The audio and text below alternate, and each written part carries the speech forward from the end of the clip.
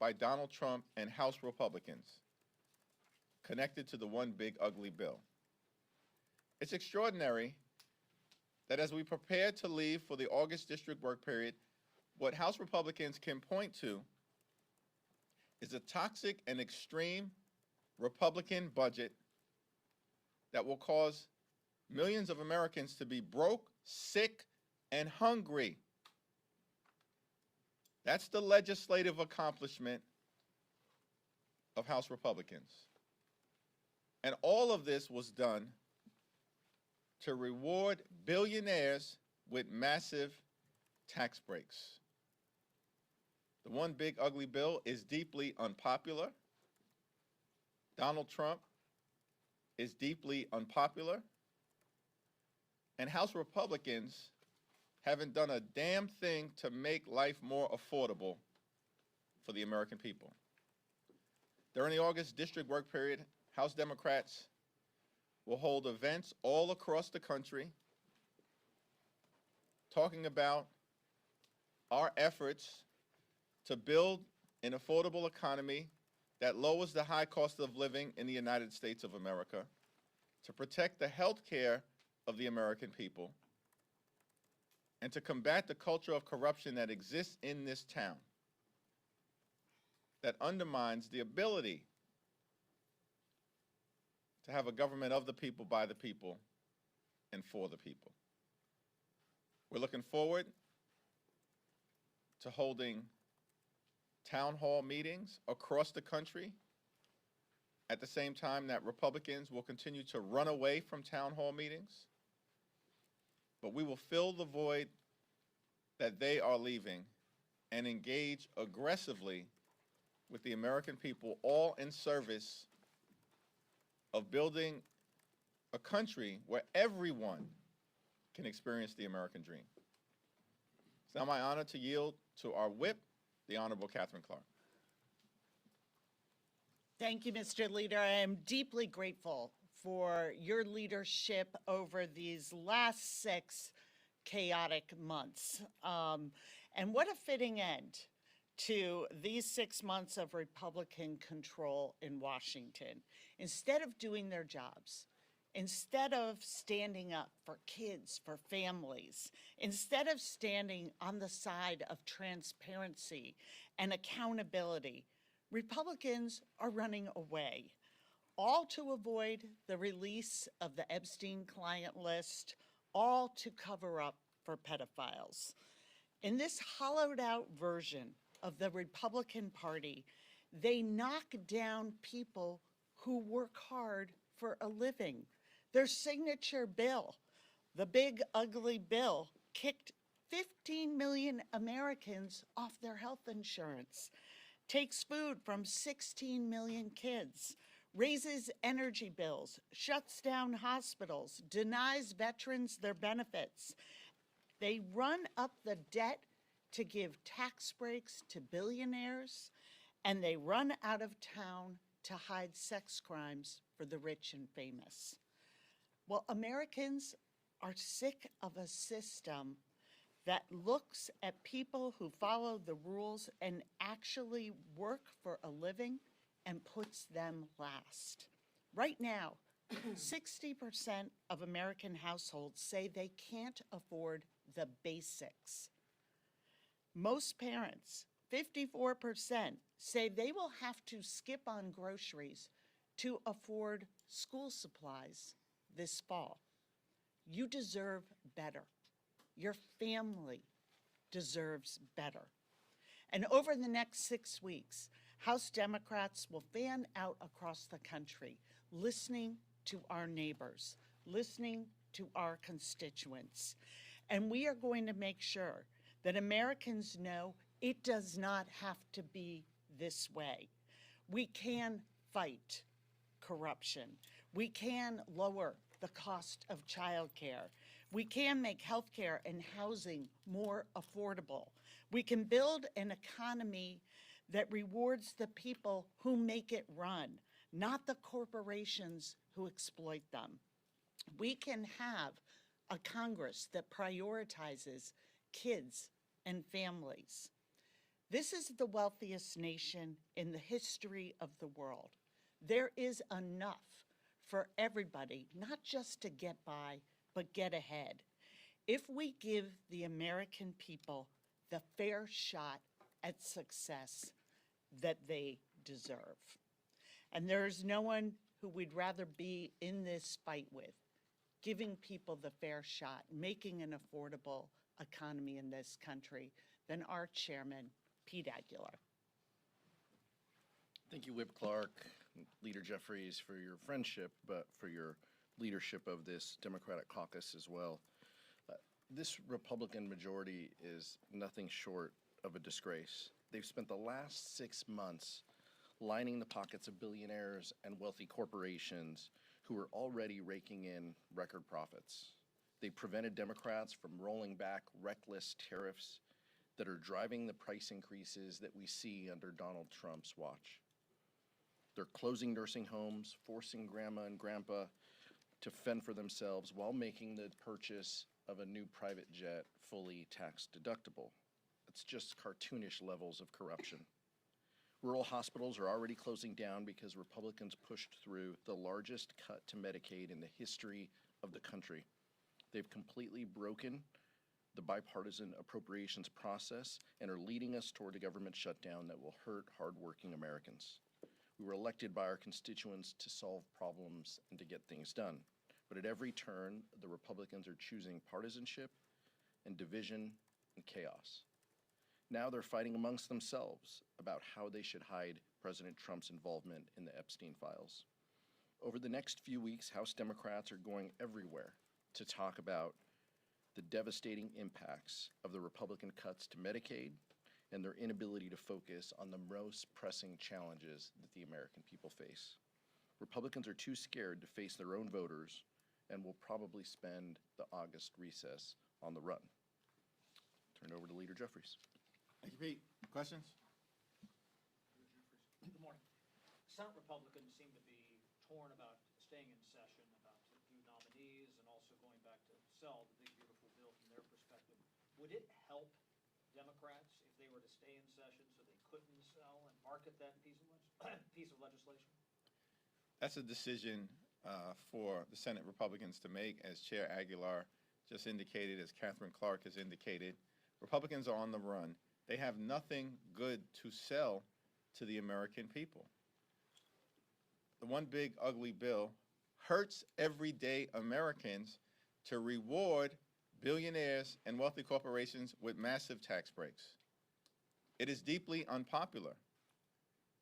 And that is why it's our expectation that during the August district work period, you're going to see House Republicans and Senate Republicans running away from the American people because they are running scared. Last row. When you come back in September, you're going to have the shutdown fight. That'll consume most of the oxygen here. You said earlier in the week that if it's a partisan Republican bill, House Democrats will be united against it. You didn't mention the Senate. Do you have faith that Chuck Schumer and Senate Democrats will hold the line, given that they did not do so in March?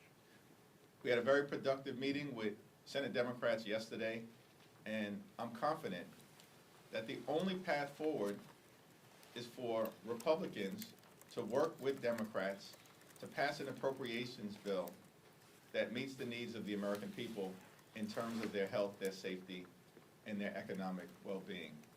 A partisan spending bill is dead on arrival. Catherine.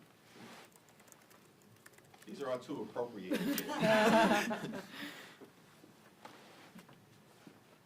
Listen, the House Republicans and the Senate Republicans have a choice to make.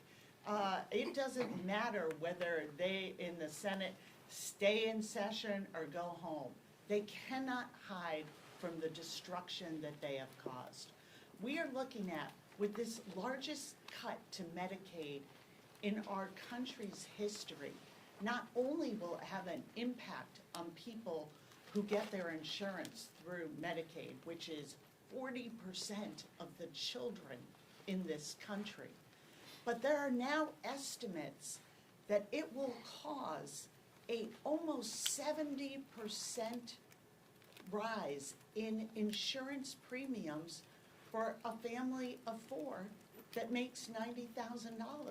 70% increase in insurance? As the leader said, this was an administration that promised to lower costs on day one.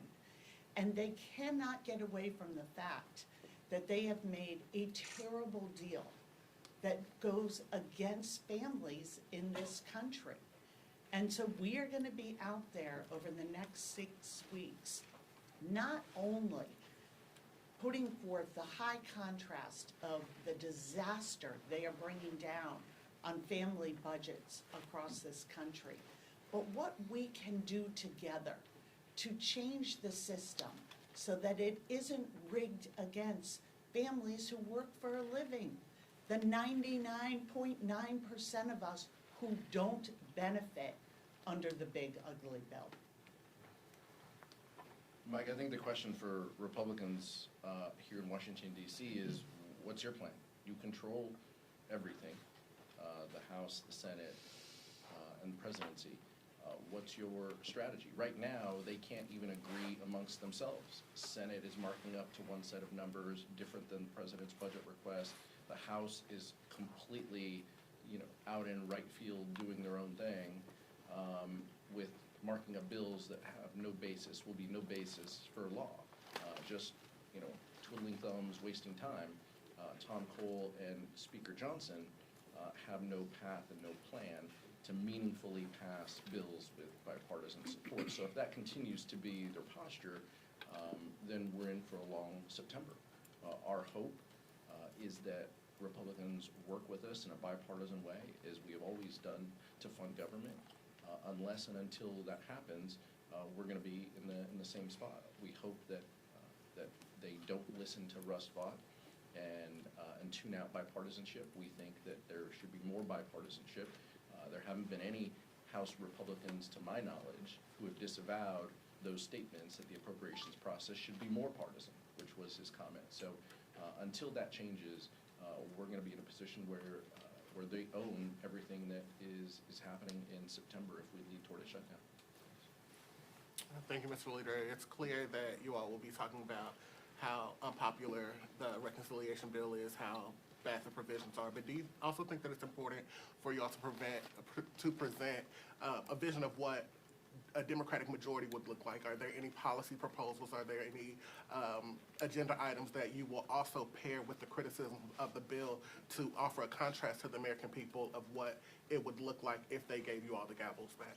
We plan to spend a lot of time talking about our affirmative vision for making life more affordable for the American people, for building an economy that actually works for everyday Americans.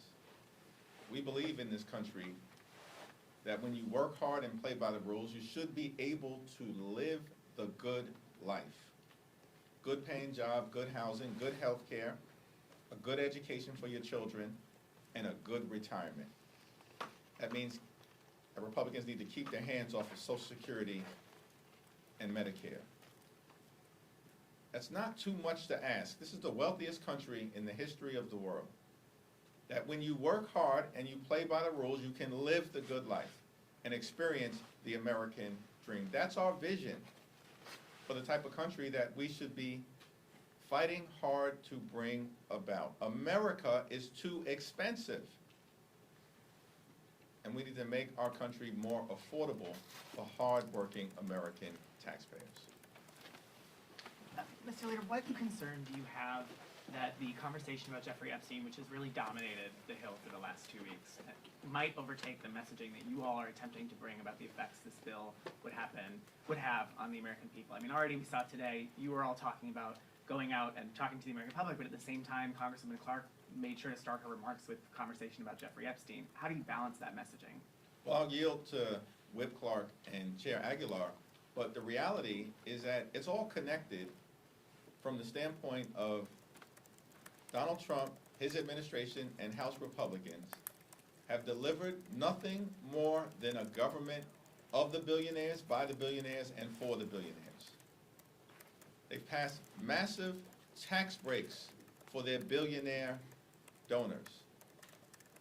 And in the context of this Jeffrey Epstein scandal and their refusal to share information to the American people, despite promising to do so, one must ponder the question, what are they hiding from the American people, and what billionaires, what well-connected donors, what elite people are they trying to protect? Why haven't Republicans released the Epstein files to the American people? It's reasonable to conclude that Republicans are continuing to protect the lifestyles of the rich and shameless, even if that includes pedophiles. That's a conclusion that if this continues, one may necessarily be compelled to reach. So it's all connected. Democrats are fighting to make life more affordable for the American people, to improve the quality of life for working families, middle-class folks, all those who aspire to be part of the middle class, hardworking American families, older Americans, our veterans, our families, the men and women of organized labor. This is what drives Democrats. But Republicans are focused on their billionaire donors. That was the centerpiece of the one big ugly bill, and it's what explains Republican refusal to release the Epstein files. Yeah, I started my comments with that today because that is why they're running home today. Because they don't want to answer a fundamental question that their own base is asking them. You promised us transparency around these files, now you are hiding them. And it all relates back to the same thing. Everything that House Republicans have done, everything this administration has done since Donald Trump took office is in defense of the elites. And who is paying the price for it? Whether it's with soaring debt, soaring insurance costs, denial of veterans' benefits, taking away food, school lunch programs, food, Meals on Wheels for our seniors. It's the American people. So the jig is up here, and this case, the Epstein case, has helped their own base see what's going on. That this is a con job, that they were never the center of the work that they are going to do here. If you don't already have a lot of wealth and power, you are not getting any attention from this Republican Party. And they will sacrifice the working people of this country for the benefit of the billionaire class. They've done it in their big ugly bill, and now they're doing it by running and hiding from their own campaign process, a promise to reveal these files. That's why we are in the situation that we are in today. They are literally running away from the needs of the American people in order to protect the very wealthy. If I can get two things here. One, your reaction to Mike Lawler deciding to stay in Congress as opposed to the governor's race. Does that complicate New York 17? And as I looked back at your 100-day remarks, you promised a blueprint over the next 100 days as to what your agenda is. Is that going to be a single document? Have we seen that yet? What's that look like? We look forward to sharing those ideas with the American people, consistent with what I've talked about in terms of our focus on making life more affordable for everyday Americans and driving down the high cost of living, protecting their health care and Social Security and the things that matter, and strengthening those things as we move forward. And we'll have a lot more to say about the actions that we would take as soon as we have the opportunity to govern in the majority around health care. We have a Medicaid and Medicare Matters Day of Action on July 30th, the 60th birthday of Medicare and Medicaid. We have a Social Security Day of Action on August 14th, the 90th birthday of Social Security. and we'll have a lot to say about our efforts to protect and strengthen Social Security. And then the following week, we have a cost of living week of action where we'll focus on what we as Democrats would do to make life more affordable for the American people, and the fact that Republicans are actually making life more expensive. Healthcare will be more expensive for everyday Americans if you are able to have healthcare. Millions of people will be without healthcare. Tens of millions more are going to pay higher healthcare premiums, copays, and deductibles because of steps that the Republicans have taken in connection with the one big ugly bill. Utility costs are going up for the American people. All across America, because of steps taken that are toxic and extreme in nature by Republicans in connection with the one big ugly bill. The cost of groceries and goods is going up because of Donald Trump's reckless and random tariff policy that is imposing thousands of dollars of additional costs on the American people, and that will continue. So there is a lot to talk about during the August district work period, and we will draw a clear contrast between our vision related to building an affordable economy and the Republican efforts to hurt everyday Americans while rewarding billionaires and wealthy corporations. Mike Lawler?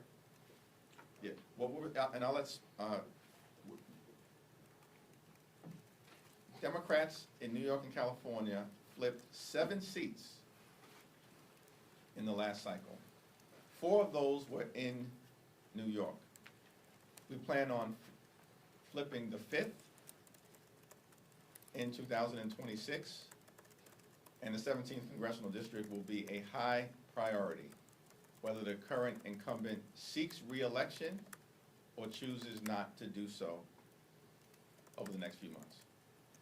I'll just say real briefly, I can't let the opportunity go. I feel bad for Mike Lawler and Zach Nunn. They made a critical mistake when they thought about their future aspirations. They asked Donald Trump what he thought, and he told them, sorry, you gotta run.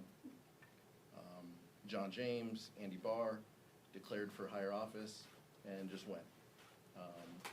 The other 2 said, hey boss, what do you think? And time again, that's the motto of House Republicans, which is if Donald Trump says jump, they say how high. That's the fundamental difference. As the leader mentioned, in New York and California, the last election, we picked up seats. We look forward to playing offense around the country because the American people know exactly who House Republicans are protecting and who they are fighting for. They know that health care is on the ballot. Health care is at stake. The rich and powerful are protected. That's what's going to be the fundamental difference next November. Second row. I want to ask about yesterday's appropriations meeting. Coming out of there, was there any sense that Democrats don't want to set red lines on appropriations yet, like there were in March? We've made very clear that a partisan spending bill that comes out of the House of Representatives will do so without Democratic support. And Senate Democrats have made clear that the only path forward to reaching an enlightened spending agreement is one that is arrived at in a bipartisan way, because that is the path that Democrats are committed to in terms of meeting the needs of the American people related to their health, their safety, national security, and the economic well-being of everyday Americans. A partisan spending bill is dead on arrival in terms of securing significant Democratic support, or any Democratic support, in the House, and I believe that that is the case in the Senate as well. Thank you, Mr. Leader. Past comments from Mamdani resurfaced in which he implies that you were Islamophobic towards him, and he compared your words to those of segregationist George Wallace. What is your response to these comments, and will they be a topic of discussion when you guys meet at the end of this month? We responded in the article that you're making reference to, and that response speaks for itself. Thank you, Mr. Leader. Just as you guys prepare to recess, the Committee on House Administration announced some new upgrades to member security, including an increased member allowance, which I know is something you and the ranking member called for. Do you feel these changes are sufficient? And because this is kind of a pilot program, do you believe they should be implemented long-term? We arrived at an agreement that was bipartisan in nature, that involved the highest levels of House Republican and Democratic leadership, as well as the top leaders on the House Administration's Committee, led by Joe Morelli on the Democratic side. That is a substantial step in the right direction, but will be in effect, of course, for the balance of this fiscal year. Conversations are ongoing, in part based on the experiences that members on both sides of the aisle have when they're back home in their districts throughout the August district work period, as to what worked, what helped, and what other areas perhaps are ripe for enhancement. Third row. So I wanted to ask, 6 months into Donald Trump's presidency, a lot of Democratic voters were upset with Democrats because they weren't fighting back enough. You know, at 6 months now, do you think Democrats are fighting back enough, or do you think there's more for you guys to do? We continue to be in a more is more environment.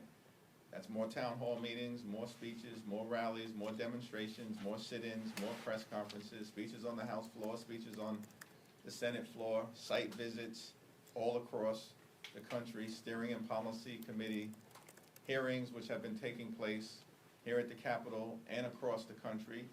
We're going to be in a more is more environment until we can end this national nightmare on behalf of the American people. Go back to this side. Is every member of the Democratic Caucus fit mentally and physically to serve another term in Congress? And what role do you see yourself in playing in having conversations with members about retirement or their future here? That's not a discussion that we have had at the moment with individual members who are going to make decisions about their future. And it's my expectation that those decisions will be based on what members conclude is in the best interest of the communities that they have been privileged to represent, as well as themselves, their families, and the values that they hold dear, that we are in the middle of defending on behalf of the American people.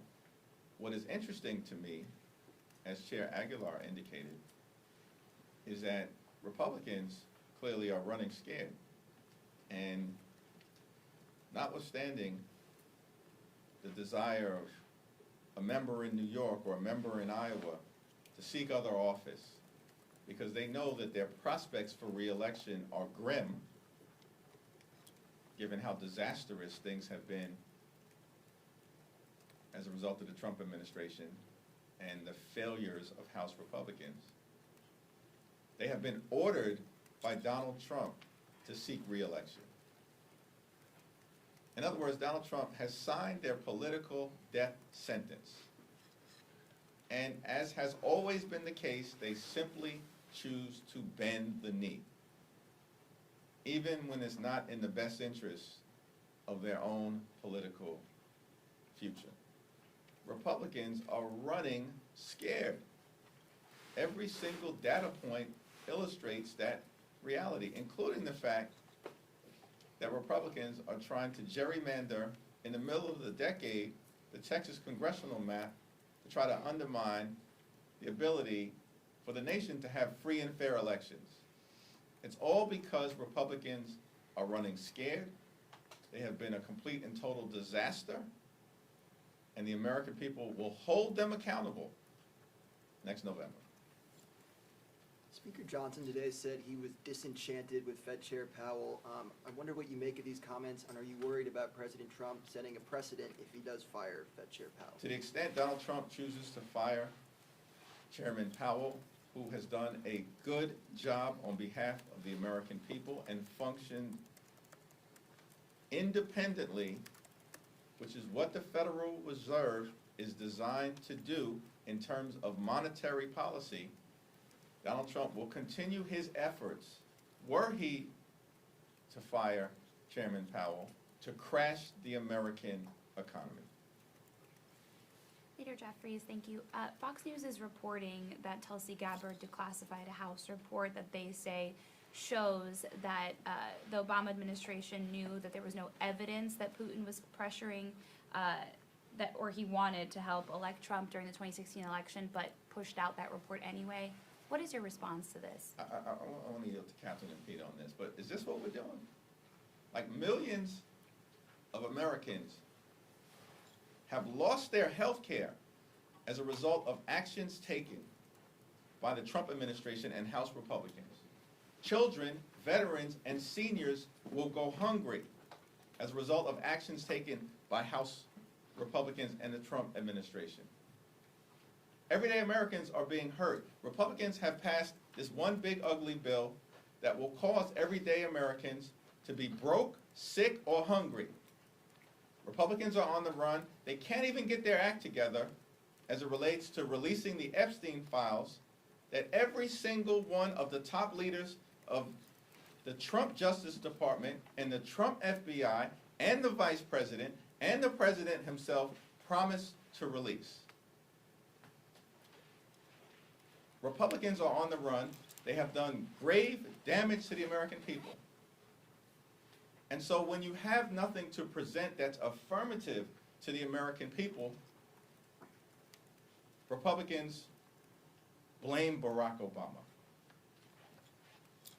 It's laughable. And a spokesperson for President Obama released a statement that makes that clear. It's pathetic. It is pathetic. We have the head of intelligence just trying to worm her way back into the good graces of the White House. And why it is not just pathetic, but so dangerous and wrong-headed is that the American people are waving their arms and saying, we aren't making it in this country. And everything that the GOP is doing is making it worse. It is stretching family budgets that are already stretched to the breaking point. They don't want to talk about how can we cap the cost of childcare so people can afford to work and find childcare so they can get to their jobs knowing their kids are in a quality program. How come we're not talking about ways to help people put that down payment together for a house, how we can build housing in a way that is productive and creates American jobs and drives down the costs?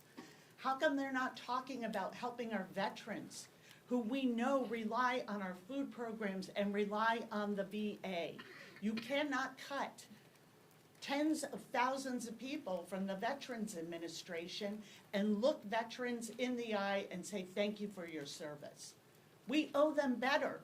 And this incessant obsession with getting back in and staying in the good graces of the president has an incredible, dangerous toll for American families.